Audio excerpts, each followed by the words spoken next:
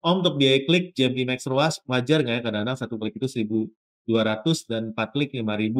Soalnya kaget pagi ini klik 4 tapi biayanya 5 ribuan, sudah iklan seminggu pakai JMP. ROAS bagus hasilnya Om, saya pakai ROAS 15. Halo Brothers, kembali lagi bersama saya di segmen ya balas-balas komen. Jadi teman-teman sering-sering komen karena saya akan buat video seperti ini untuk balas komen dari teman-teman ya. Tapi sebelumnya buat teman-teman dan belum jadi Botakers ya buruan join, subscribe dan join member. Di sana banyak video-video yang akan merubah mindset teman-teman tentunya supaya kita bisa scale up ya jualannya di marketplace. Nah, teman-teman kita akan bahas komen-komen ya dari teman-teman ya. Nah, ya. Kita akan bahas pertama ada yang bilang, "Om, saya manual, iklan manual bingung karena modal iklan. Kalau profit bersiku 20.000, setengahnya 10.000 buat modal iklan. 10.000 tersebut dipakai buat iklan per hari atau dihabisin sampai dapat orderan. Gimana kalau 10.000 tersebut nggak bisa dapetin penjualan? Tolong dijawab." Ini bagus kan? Ya. Menurut saya teman-teman perlu punya mindset yang benar soal ini ya. Kalau memang profit bersih 20.000, tapi kan ini kita nggak tahu konversinya berapa. Dalam berjualan online, teman-teman perlu tahu konversi produkmu berapa. Konversi itu akan menentukan setiap 100 orang yang klik, ada berapa yang beli. Ya, kalau dengan 10.000 kita mau invest di iklan, ini bisa dapetin berapa klik. Ibaratnya kalau kita mau berjualan ya semakin sedikit modal yang kita butuhkan untuk klik itu berarti iklan kita akan dengan modal 10.000 akan mendapatkan klik yang lebih banyak. Di Shopee termurah saat ini, itu bidnya iklan produk serupa adalah di 150 kalau teman-teman beriklan dengan gaya gaspol ya, dengan manual ya. 150 ini berarti ya teman-teman, kalau dengan modal 10.000 ya, teman-teman bisa dapat 66 klik. Nah, dengan 66 klik ini tergantung konversinya. Ada produk-produk yang memang konversinya 2% dan di atas, ini sudah mendapatkan penjualan. Tapi ada juga produk yang konversinya 1% atau di bawahnya. Ini berarti teman-teman dengan 10.000 dan minimal 10.000 belum ada penjualan, apalagi kalau iklannya di iklan produk pencarian di mana minimumnya 200, teman-teman cuma dapat 10.000, 50 klik ya, akan sulit. Apalagi kalau teman-teman pakai JMP Max, akan sulit dengan modal 10.000 ya. Intinya kita fokusnya bukan di kalau 20.000 saya dapat ini gimana ya, ini dapat penjualannya gimana. Fokus di bagaimana dan apa iklan itu dapat lakukan untuk toko Anda, pastinya untuk nge-push traffic, ya. Ketika traffic-nya udah di-push, kalau ketemu produk yang pas, konversinya pas, teman-teman akan dapat penjualan yang bagus, ya, teman-teman. Mudah-mudahan ini menjawab pertanyaan dari Etiga Tratri, ya. Nah, ini menarik ya, dari ini bilang, "Betul banget ketika gue punya toko online, malah sekarang nggak suka window scrolling belanja online, karena pasti cuma kepikiran ketika nyekrol lihat kompetitor atau online online lain sudah melakukan inovasi apa, atau sudah menerapkan strategi apa, malah jadi membuat sendiri memikirkan hal-hal tersebut." Tahu ya, sebenarnya konteksnya seperti apa, tapi kalau dari saya, mmm, godaannya ketika melihat toko orang lain adalah melihat harganya mereka, melihat harganya mereka. Seringkali kita ini jadi patah semangat ketika kita melihat orang lain jualnya lebih laku, apalagi yang harganya lebih murah daripada kita. Ini membuat kita patah semangat. Teman-teman, jangan sampai teman-teman patah semangat karena ini, ya. Karena teman-teman, kita harus fokus sama penjualan kita sendiri. Di Shopee yang jualan Bang, ya. Bukan berarti teman-teman kalau jualnya nggak termurah, ini nggak dapat orderan. Teman-teman, seninya adalah gimana caranya jualan lebih mahal, tapi tetap laku. Teman-teman branding. Teman-teman coba ngulik daripada foto produknya. Teman-teman ngulik dari deskripsinya. Teman-teman ngulik dari videonya. Teman-teman main affiliate, main iklan. Itu adalah seninya, teman. Kasih voucher, kasih harga coret. Jadi dalam berjualan, kalau teman-teman suka window scrolling sampai bikin kita down, ini berbahaya. Karena saya dulu masih ingat ketika saya awal berjualan masih panas-panasnya. Ketika kompetitor turunin harga 100, saya langsung turunin 100 perak aja, lebih murah daripada kompetitor. Lalu besoknya dia turunin 100 perak lagi, saya ngikutin hal yang sama. Ini orang gila, nggak habis-habis. Dan kompetitor saya juga gila, saya juga gila. teman-teman jadilah seller yang laris, ya. Yang ketika kita jualan, kita fokus, ya, memang kita harus cek ombak, pakai data Peter teman-teman, kita cek ya.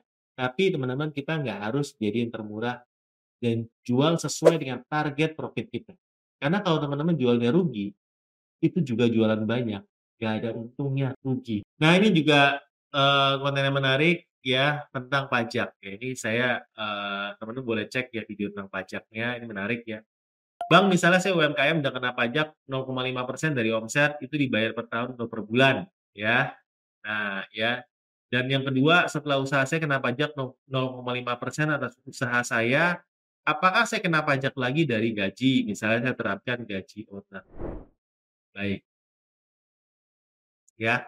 Dan dia jawab lagi sendiri, pajaklah yang buat usaha hancur lebur. Jadi teman-teman ini pertanyaan bagus ya. Pertama kalau UMKM teman-teman tahu per tahun itu kita dapat bebas pajak 500 juta. Jadi teman-teman kalau misalnya 500 juta ke bawah, teman-teman dalam setahun ya, masih tidak perlu bayar pajak sama sekali. Tapi kalau udah di atas itu, yang di atas 500 juta kena pajak 0,5. Ini peraturan UMKM ya. PPh 4 asal 2. Nah teman-teman, tahun ini ada extension, jadi tahun ini peraturan itu masih berlaku ya. Jadi buat teman-teman online shop masih bisa pakai peraturan itu. Jadi teman-teman dibayarnya kapan? Per bulan, ya. Teman tinggal lapor, terutama buat Vortex, kalau teman-teman nggak paham, kita ada kelasnya, kelas online-nya, teman-teman tinggal DM aja ke IG, kita membuat, kita kasih link-nya, ya. Nah, yang kedua, kalau usaha udah kena 0,5%, apakah kena pajak lagi dari gaji?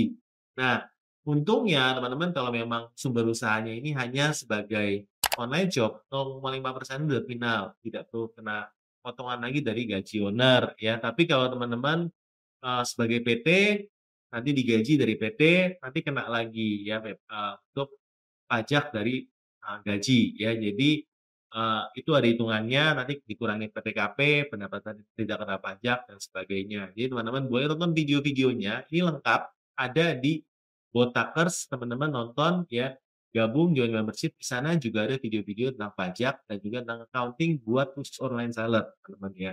Nah, yang ini saya kurang setuju ya, tapi setuju juga. Jadi pajaklah yang buat usaha hancur lebur. Saya setuju karena kalau teman-teman nggak rapi pajaknya dan kena surat cinta dari kantor pajak, ini teman-teman usahanya bisa bangkrut. Karena saya dengar beberapa teman kejadian seperti itu, harus mulai toko dari nol lagi karena toko yang lama udah di blacklist karena nggak bayar pajak, ya. Apalagi kalau teman-teman nunggak yang namanya PKP itu pidana, ya. Ya harusnya bayar 11% dari omset, tapi teman-teman nggak bayar, itu udah kena pasal pidana. Jangan sampai teman-teman terkena pasal seperti itu ya. Jadi rapiin pajaknya. Dan tahun ini teman-teman ya pajaknya rapi, tahun 2025 ini adalah tahun untuk growth secara gila-gilaan karena yang lain pajaknya belum rapi.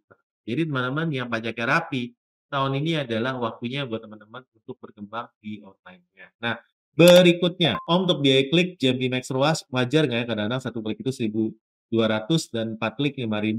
Soalnya kaget pagi ini klik 4 tapi biayanya 5 ribuan, sudah iklan seminggu pakai JMP. ROAS bagus hasilnya Om, saya pakai ROAS 15. Nah, namanya teman-teman JMP Max ROAS ya, dan pakai ROAS 15, tapi kan kliknya ini tidak ditentukan, terserah Shopee ya. Penting Shopee mengoptimasi iklanmu supaya ROAS-nya 15. Selama targetnya tercapai 15, klik berapapun oke buat Shopee. Jadi menurut saya itu wajar-wajar aja ya, tapi memang karena kamu ngikut GMP Max, kita nggak bisa ngatur sama Shopee, saya per kliknya mau berapa. Karena GMP Max yang diatur adalah terutama yang targetnya ROAS, ROAS-nya bukan per kliknya. Berikutnya, Om kalau ganti harga baru jarak ngasih harga coret berapa lama setelah harga dinaikkan? Oke, ini pertanyaan yang bagus dan menurut saya kalau teman-teman jualan di Shopee, teman-teman baru upload produk baru, itu boleh langsung coret. Tapi kalau teman-teman posisinya produknya sudah berjalan lama ya, teman-teman tunggu 8 hari amannya. Sebenarnya kalau dari Shopee 7 hari, baru dicoret. Ya, tunggu 8 hari setelah naikkan baru teman-teman coret. Ini amannya ya, teman-teman coba. Kalau enggak resikonya apa? Resiko produknya malah di-delete sama Shopee.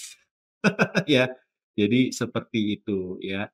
Oke, ini ada pertanyaan statement ya. Kami sudah lama subscribe dan ikuti Om Botak, termasuk podcast bersama yang lain seperti Cici Christine. Terima kasih atas ilmu-ilmu Om Botak sampaikan dan perjuangan kami jualan online rasanya makin berat. Saya setuju. ya. Namun kami terus belajar, siap. Posisi kami di daerah, namun alat-alat penunjang kami punya dari CPU, laptop, HP, dan jaringan yang lumayan stabil. Tapi kendala terbesar kami kayaknya belum dapat produk yang pas untuk dijualkan, ya.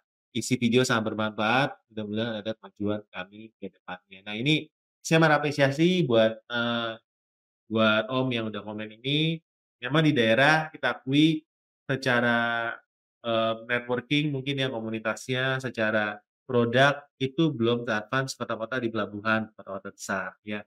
Kalau di Jakarta ini kita memang, dekat dengan akses pelabuhan, barang dari manapun gampang masuknya ke sini, marketnya pun luas ya. Istilahnya kita mau jual produk apa aja, support logistiknya juga di titik mananya di Jakarta ini enak banget ya, dapat pengiriman same day instan, semua titik logistik bisa kita manfaatkan ya kan, same day-nya pun enak, murah juga.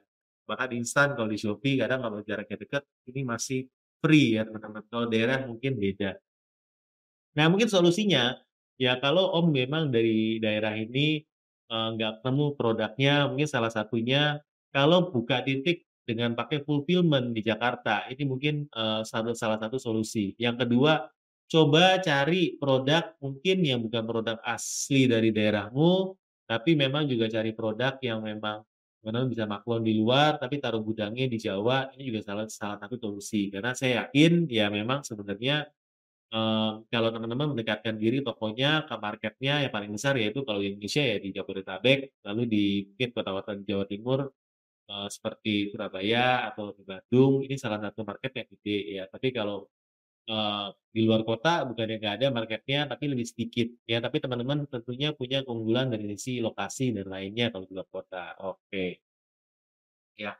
Dari, Kak Meta Mulyabadi ya, Om berapa persen produk yang harus diiklankan dari seluruh produk yang kita upload di Shopee ya. Kalau menurut saya, kita harus petakan produknya. Biasanya yang paling utama adalah produk hero dan lalu kedua adalah produk KW kita. Nah, ini kita harus coba untuk iklankan dulu. Karena kalau memang produk hero-nya itu udah selesai kita iklankan, baru produk yang lain kita iklankan, eee, yang lainnya itu bisa nggak diiklanin, Oh? Bisa. Sebenarnya 100% produk diiklanin bisa nggak? Bisa. Tapi hati-hati akan banyak produk yang ketika diiklanin boncos, karena produk itu memang produk yang tidak layak diiklanin karena konversinya jelek, masih banyak hal yang harus dioptimasi dari produknya sebelum diiklanin ya, mungkin dari foto, dari harga, ya dari deskripsi, dari review dan lainnya. Jadi ya memang nggak semua produk bisa diiklanin, tapi minimal produk-produk heromu, produk-produk yang bisa dibilang top 10 daripada tokomu, ini yang wajib diiklanin, guys. Ya, jadi teman-teman, itu yang harus diiklanin, fokusnya, yang lainnya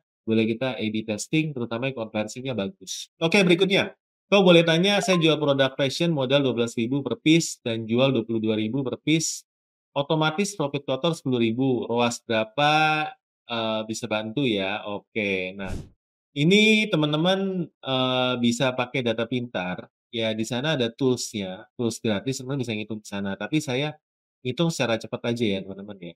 Nah, ngitung secara cepat, ini 10.000 ya, kita dibagi dengan modal 12.000 ya, ini sebenarnya profitnya 83%. Ya, salah teman, baginya salah. Ulang ya, 10.000 dibagi, 22.000. 45% ya? 45% ya, kita minus dari marginnya, dari Shopee 12%, jadi 33% atau 0,33 ya. Teman-teman nih bagi 1, 0,33 ya, tinggal 1 dibagi 0,33 atau dapat ROAS 3. Jadi ROAS-nya maksimal di 3. Jadi kalau ROAS-nya dapatnya 4 bagus, 5 bagus, 6 bagus, tapi kalau 2 itu boncos teman-teman ya. Tapi ini belum termasuk dari biaya affiliate ya teman-teman, kalau biaya packing, biaya-biaya voucher dan lain-lain. Jadi hati-hati 3 itu udah bottom banget. Oke, ya mudah-mudahan cara hitungnya, bermanfaat ya. Ini ada yang komen, "Nasib reseller dengan ini kok kayaknya." Nasib reseller dengar ini kok kayaknya cerita kiamat ya, 3 tahun jalan jadi afiliator, hasil cuma menghitung jari, beralihlah di tahun 2024 menjadi reseller dan alhamdulillah manfaat dan hasilnya pun terlihat. Namun makin ke sini kok makin agak berat, apalagi sedang berat-beratnya lihat video ini kok malah kayak kiamat ya.